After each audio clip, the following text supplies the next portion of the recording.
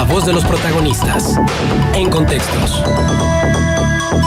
Y le damos la bienvenida a Gerardo Aguado. Él es diputado local por Coahuila del Partido de Acción Nacional, para darnos su opinión sobre la afirmación de la calificadora Fitch Ratings de que la pasada administración gastó el 66% del foro de reserva del fideicomiso maestro en el pago de la deuda. Pero antes de iniciar con esta entrevista, yo sí quiero hacer una aclaración y una precisión.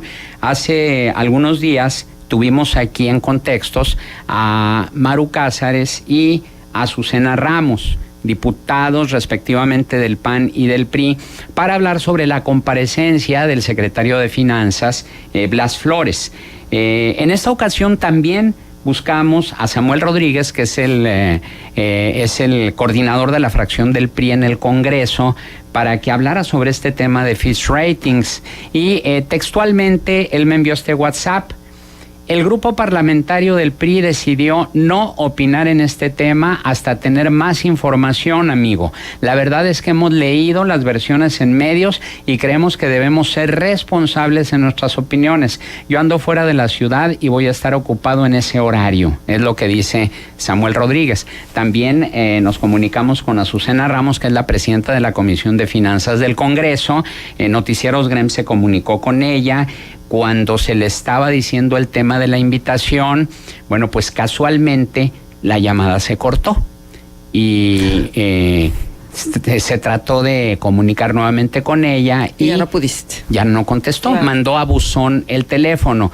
Digo, hago esta precisión porque es necesario que usted sepa que Contextos y el Grupo Radio Estéreo Mairán busca los puntos de vista de los protagonistas de un determinado tema, ¿sí?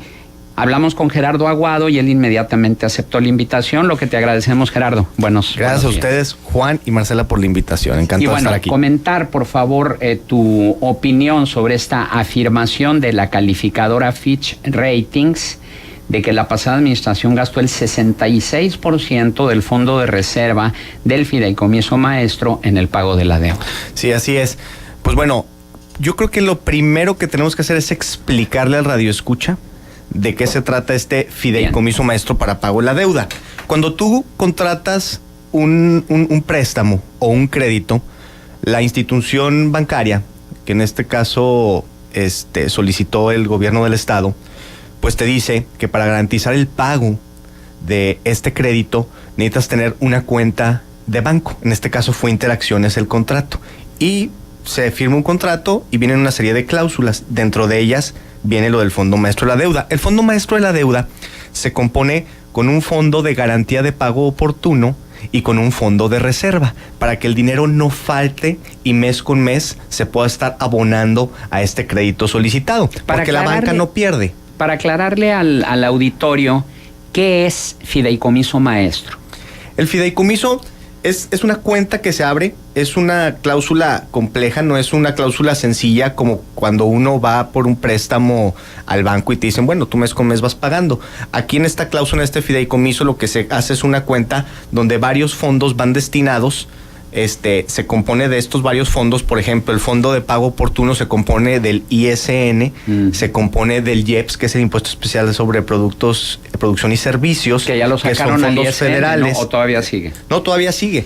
Pero dijo Miguel Riquelme que lo iba a sacar para que no estuviera como garantía de la deuda. Pues eso dice, se supone, pero viene en la cláusula. En la cláusula es muy clara. Dice que el ISN se utiliza también dentro de este fondo de garantía para el pago oportuno de esta deuda. Y lo otro que lo compone es un recurso que es el de fondo de reserva, que es una cantidad que debe permanecer ahí en el banco para que no falte el dinero y el pago oportuno a este crédito. Así se forma este fideicomiso. ¿Ese fondo de reserva de dónde proviene? ¿De las participaciones federales? No, de las participaciones federales es del pago de oportuno, que es del ISN, y que es una participación federal, y del IEPS en este caso. Y el otro es un recurso que debe tener el Estado con participaciones locales. Así se forma este fideicomiso.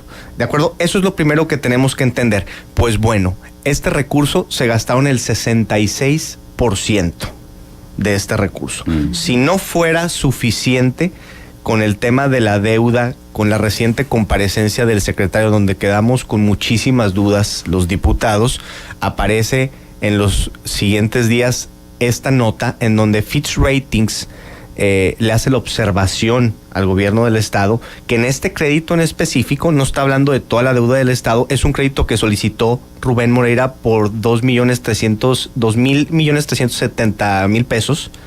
Que era para el pago a proveedores. Supuestamente.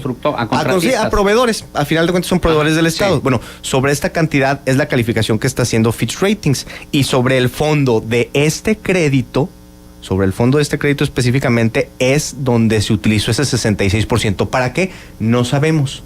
Próximamente estaré solicitando ante el Congreso que nos explique la Secretaría de Finanzas en qué se utilizó este fondo y por qué, si está destinado al pago de este crédito, como vienen las cláusulas, se utilizó. ¿Sí? Es bien importante hacer ese señalamiento, que nos diga la Secretaría de Finanzas en qué se gastaron este recurso. Bueno, lo que dice Fitch Ratings es que el 66% de ese fondo se destinó al pago de la deuda. Lo que ustedes están preguntando es ¿a qué deuda? No, lo que pasa es que Fitch Ratings no hace referencia a que se haya gastado, simplemente dice que se utilizó de esa cuenta bancaria el 66%, no se dice que al pago de la deuda. El pago de la deuda se va pagando mes con mes, según el fideicomiso maestro de este pago, que ya te expliqué cómo está compuesto, y mes con mes se va abonando a esta. Entonces es imprecisa la nota de Vanguardia que dice que es para el pago de la... que Fitch Ratings dijo que para el pago de la deuda. El 66% no sabemos en qué se gastó. No se sabe si fue para pago de la deuda. No se sabe en qué se gastó, exactamente. Ajá. No sabemos si ese 66% fue para pago de la deuda o fue para otras cosas. Simplemente la observación es que hay 66% menos en esa cuenta del fideicomiso maestro para el pago de esa deuda. Ajá. ¿Me explico? Y esto lo debió haber aclarado Blas Flores.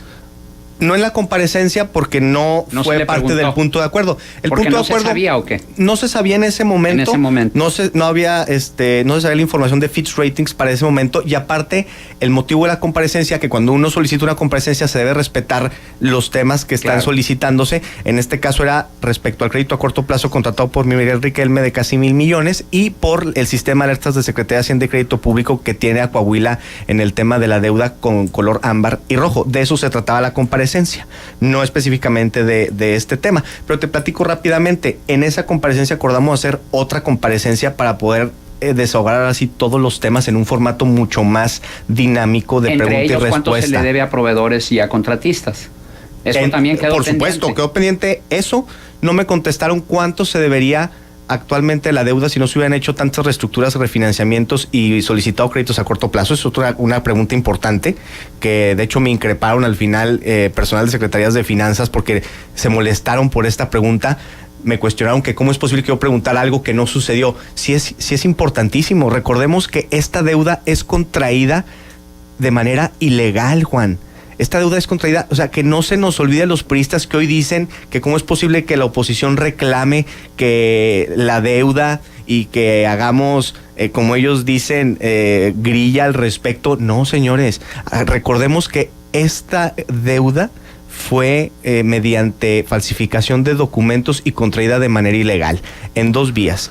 Hoy los 36,000 millones que se deben fueron 18,000 millones contraídos de manera ilegal y 7,500 que el Estado ya venía arrastrando. Pero eso ya lo absolvió el Congreso anterior.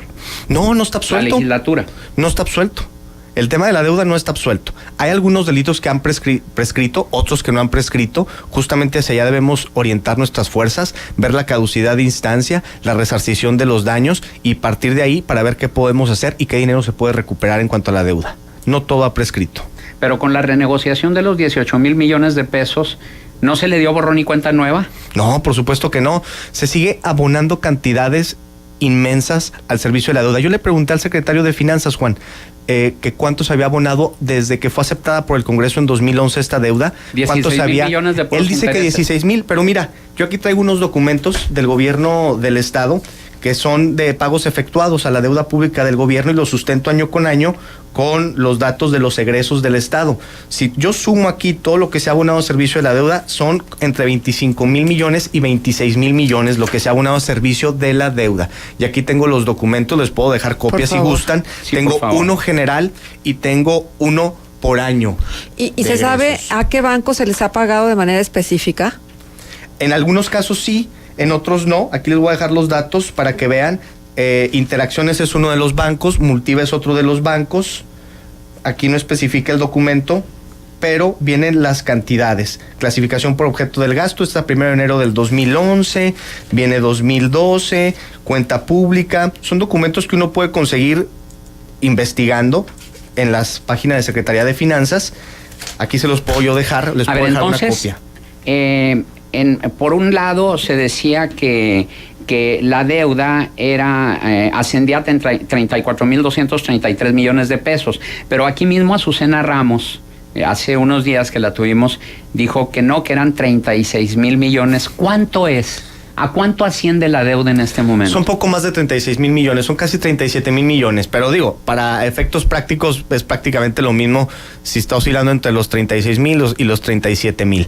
Aquí el dato interesante es cómo es posible, yo no me explico cómo reestructuran una y otra vez. Van 2 reestructuras completas de la deuda. Una en 2015, bueno, en 2011, que fue la primera, sí. Otra en 2015 y otra que solicitó Rubén Moreira el año pasado, que va a consumar Miguel Riquelme este año. Esa ya la tercera. Bueno, ¿cómo es posible que reestructuren y ni siquiera haya una reestructura con quita? ¿Cómo no ha habido un porcentaje? ¿Cómo no nos han disminuido un porcentaje del total de la deuda con tanta reestructura? Cuando uno va a reestructurar un banco porque tiene una deuda, te ofrecen una quita a veces hasta el 50% con tal de que pagues ya ese crédito que te otorgó y que batallaste para pagar. ¿Cómo es posible que la deuda del Estado se haya reestructurado una y otra vez y ni una quita de por medio? Bueno, lo que pasa es que luego estaría perdiendo su capacidad crediticia, porque las quitas representan que te manden a buró, y las quitas para los gobiernos representarían que las calificadoras como Fitch and Ratings les dieran una mala calificación.